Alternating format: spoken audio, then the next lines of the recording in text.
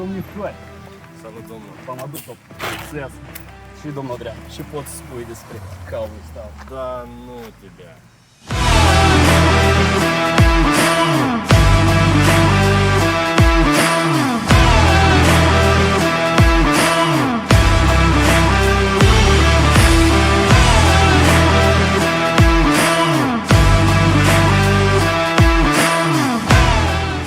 Bratișca, și pot eu să spun despre mașina aceasta simpatică. Avem aici un Opel Corsa E 2016 cu motorizare de 1.2 benzină 70 de cai. În primul și în primul rând, aceste mașini pe piața second hand se găsesc astăzi în Republica Moldova cu 6-7 mii de euro. 70 de cai, cam puțintel, sincer vorbind. Dar totuși, pentru oraș, ar fi o mașină perfectă. Perfect pentru o domnișoară, perfect pentru un tânăr, pentru un începător. Avem o cutie de viteză mecanică cu 5 trepte. Andrușa, ți-ți place și ești să vorbesc despre mașina asta? Am uitat. O mașină mai simpatică ca dânsul n-am văzut. Ok, hai să vedem noi și cu viața ei în general. Aici avem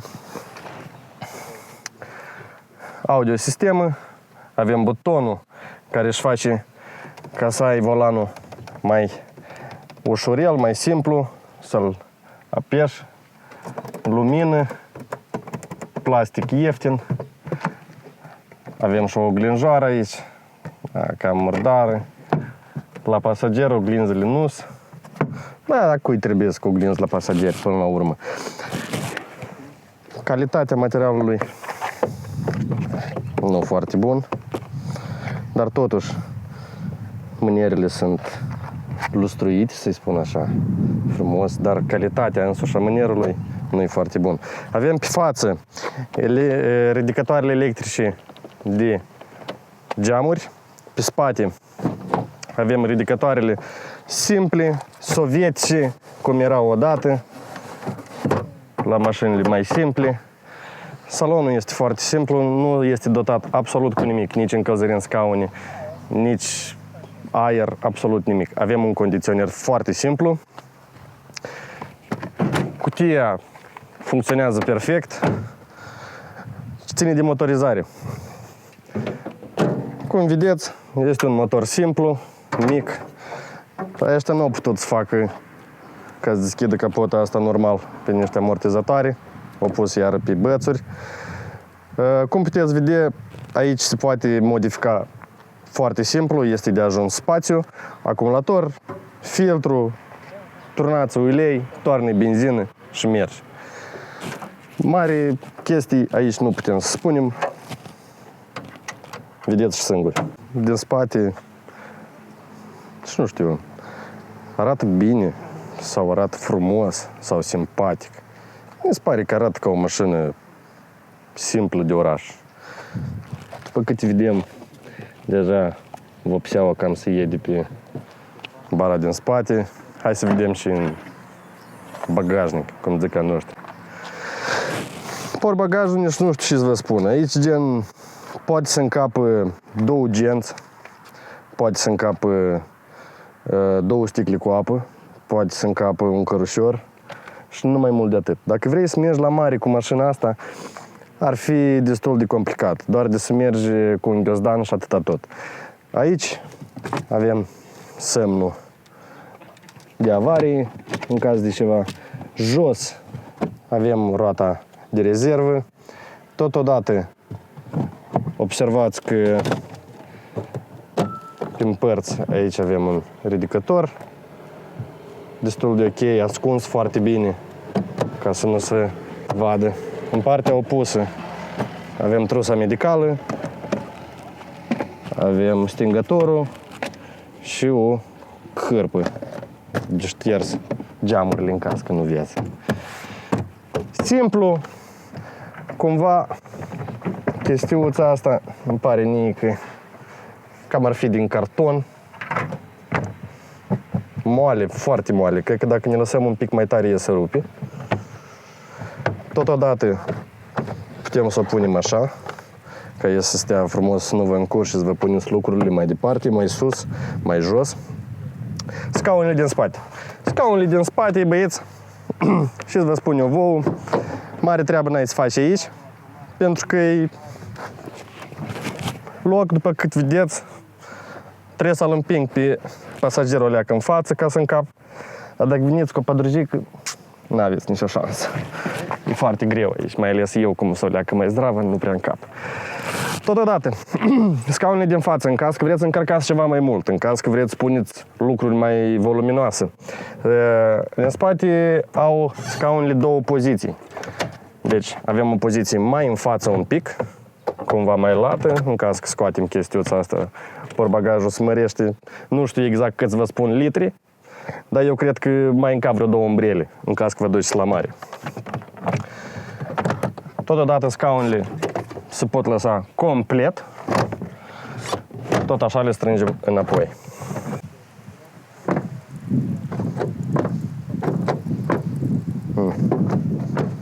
Tu asta vezi? S-a închis. Trebuie leacă de forță. În general avem ce ține de roți. Avem un diametru de 14. Nu e foarte, foarte sofisticat. Puteți să vă puneți cât jante, atât și jante mai simple, cu cumva carcasa asta de plastic. Putem observa farurile cu timpul. Mașina are aproximativ 215.000 de km la bord, dar observăm că farurile deja s-au cam irosit din viața lor, pe când cele din față sunt cu mult mai ok. O antenă, păi nici nu știu, asta e antenă sau e pur și simplu să, nu știu ce să faci cu dânsa. Se putea de făcut o leacă mai miticuț, știi? Adică aici deja eu începe să crăpi, îi cade plasticul de pe dânsa. Răzânile astea parcă sunt ok. Avem ce ține de sistemul audio, avem și aici câteva boxe mici. Simplu, simplu. Ușa total de plastic, absolut toate. Plastic moale. Deci, izolare puțin. Și ține de apă destul de bine. Stropește oglinda, în caz că nu o să vedeți ceva stradă, ați stropit 2-3 ori. Ține de farurile din față. Farurile din față, după câte observați, sunt mult mai ok. La kilometrajul ăsta care îl are, e mult mai ok.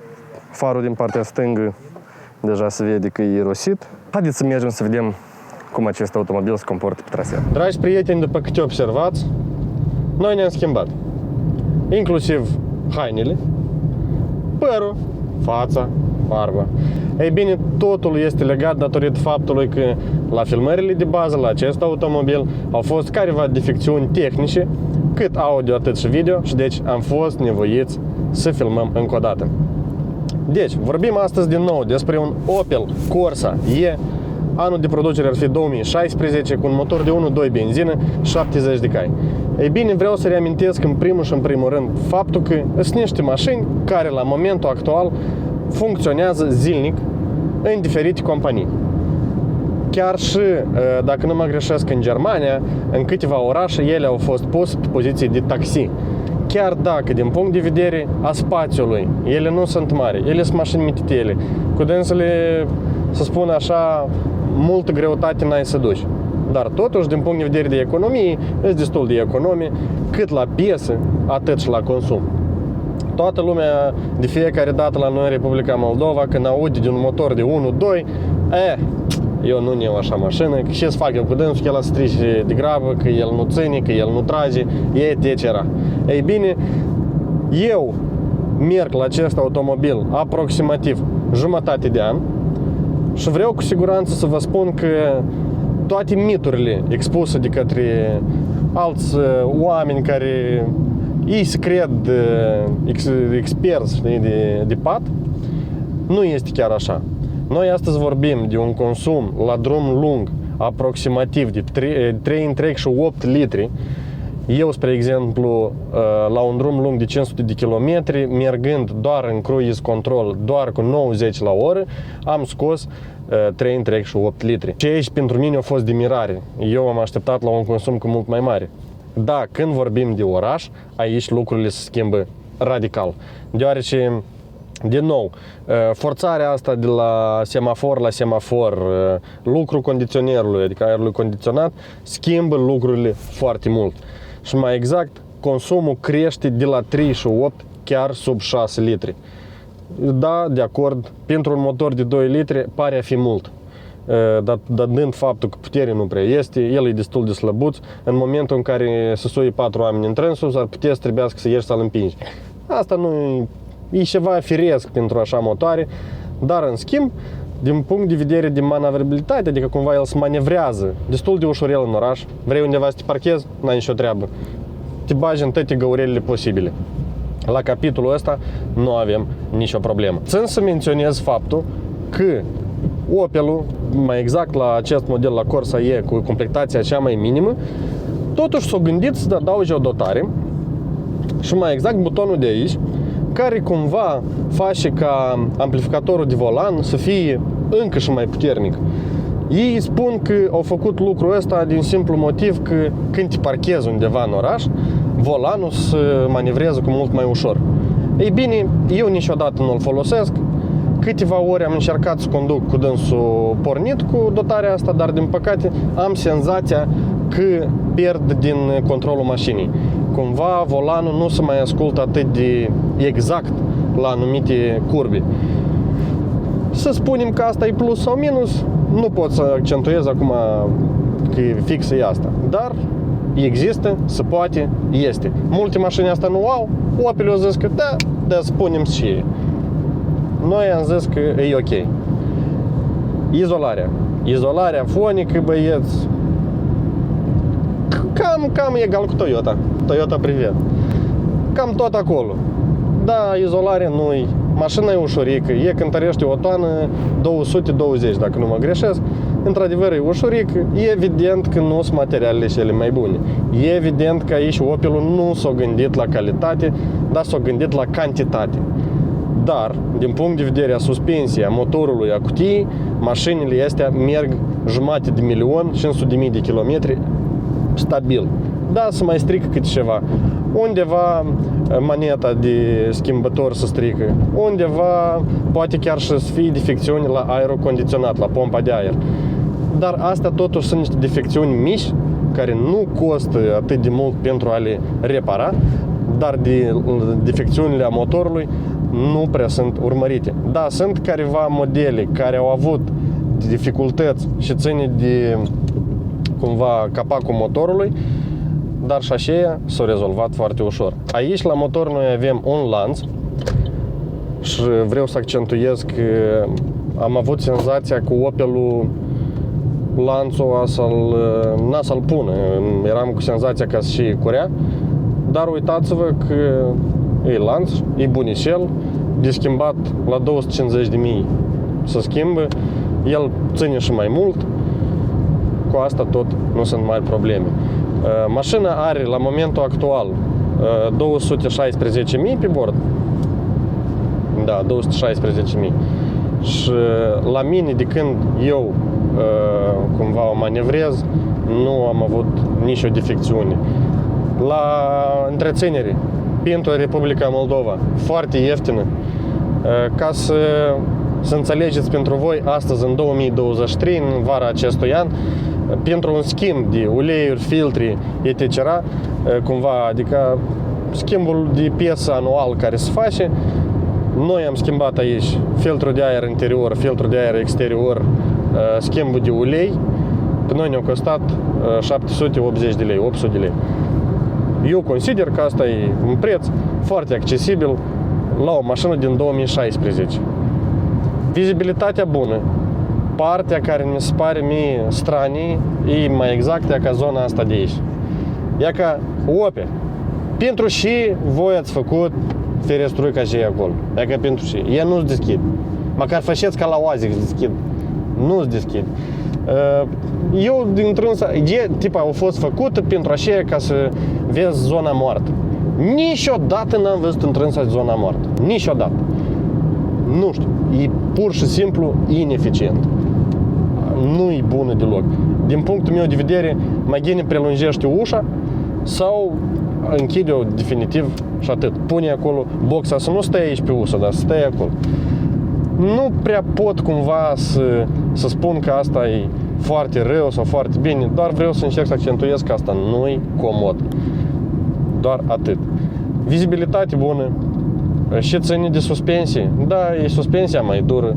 Nici nu trebuie să avem mari așteptări de la o asemenea automobil. El nu trebuie să fie moale. El trebuie să lucreze. Scopul lui să nu se strice, să meargă și doar atât. El azi nu vorbește de calitate. El azi nu vorbește de viteză. El vorbește de duritate. Scaunul la șofer foarte și foarte incomod. Am făcut în această perioadă de timp un drum mai lung, aproximativ 2000 de kilometri, în care mi-au amorțit și picioarele, și spatele, și gâtul. Din cauza faptului că scaunul nu prea are posibilități de modificare, el îi zici că stai pe un scaun de la masă, știi, de acasă, de bucătărie. Din păcate, și la capitolul ăsta, Opel-ul zis că noi confort nu vedem sub nicio formă. Într-adevăr, din nou, vorbim despre materiale. El, evident că nu e material calitativ, dar e destul de durabil. El ține destul de mult. Da, după 250-300 de mii el începe să se rupă, dar asta e ceva normal pentru orice material. Evident, noi nu putem să comparăm asta cu aceeași piele, nici nu se discută. Dar totuși este și este și ne mulțumim cu ceea ce avem. Din dotările care vreau să le mai menționez este faptul că partea audio, am rămas foarte șocat de faptul că cumva boxele și sistemul audio este foarte calitativ.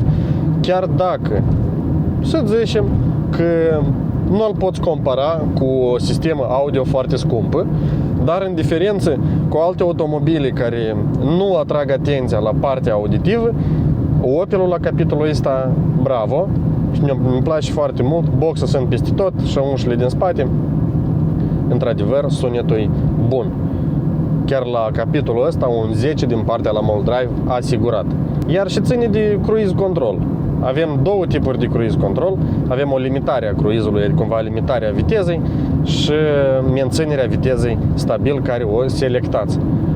Eu am mers pe autobahn aproximativ peste 1000 de kilometri, setat cu cruise control la 120 la oră, nici o treabă.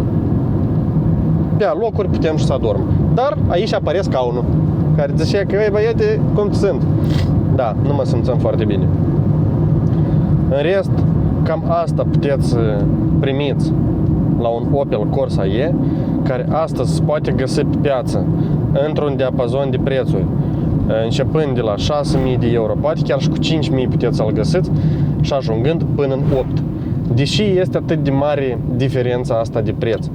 Ei bine, iarăși vorbim de motorizare. Aici noi la Opel Corsa au fost și motorizări de 1.4, au fost motorizări de 1.3 diesel.